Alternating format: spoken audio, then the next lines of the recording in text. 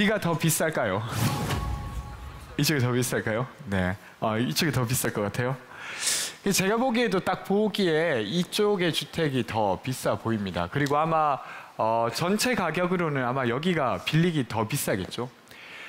그런데 놀랍게도 평당 임대료로 따져보면 오른쪽에 보이는 고시원의 주택이 임대료가 훨씬 더 비쌉니다.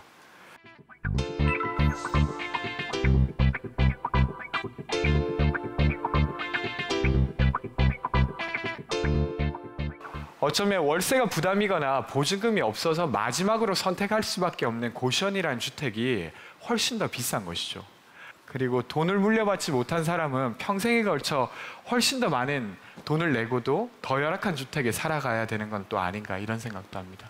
그래서 저는 이 불평등이 사람을 다치게 하고 있다고 생각하고 불행하게 하고 있다고 생각해서 이 문제를 해결하고 싶습니다. 민달팽이라는 이름으로 활동한 지 5년 정도가 되었습니다. 그러다가 이제 친구들과 함께 민달팽이 주택협동조합을 만들었는데요. 네, 이게 이제 막 리모델링하는 사진들인데 민달팽이 주택협동조합은 줄여서 민쿱이라고 부르기도 합니다. 그러니까 하는 일은 현재 1인 가구 청년들이 모여 살 수 있는 집을 공급하고 있습니다. 2014년에 처음으로 5명의 친구들이 입주를 하고 지금은 70명으로 늘어났습니다. 그리고 보증금이 80만 원 정도, 2인 1실은 한 20만 원 정도, 그리고 1인 실은 한 30만 원대입니다.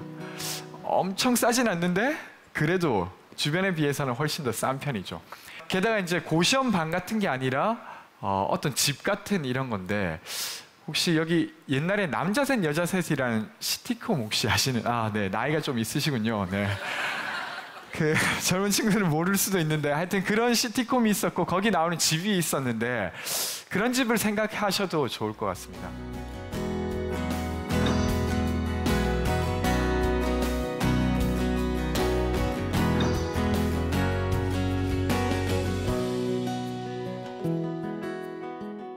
어쨌건 그 여럿이 사는 집을 만드는 일을 하고 있는데 저는 그보다 더 중요한 일은 1인 가구들이 모여서 새로운 가족을 형성할 수 있게 한다는 것이 제가 하고 있는 더 중요한 일이 아닌가 생각합니다.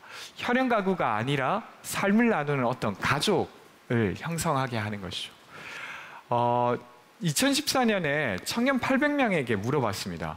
공동주거할 의향이 있냐고 물어봤더니 절반 정도가 그렇다라고 이야기를 했어요. 그리고 그 중에서 80% 정도는 부엌과 거실을 공유해도 좋겠다라고 이제 이야기를 했죠. 가족처럼 산다는 것이 사실은 좀 꺼려지는 것이기도 하잖아요. 근데 이제 그럼에도 불구하고 그렇게 살아가기를 필요로 하는 사람이 있다는 것이고 그 누군가에게는 그 함께가 정말 중요하고 필요한 일이죠.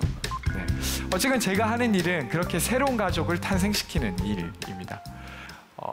종전의 한국 사회는 고시원처럼 칸을 나누는 방식으로 만남을 차단하는 방식으로 갈등을 해결해 왔습니다. 갈등이 아예 생기지 않게 하는 것이 좋은 갈등의 해결 방식이라고 해왔던 것이죠. 근데 저는 어쩌면 이 해결 방식이 앞으로는 유효하지 않을지도 모르겠다라는 생각을 합니다.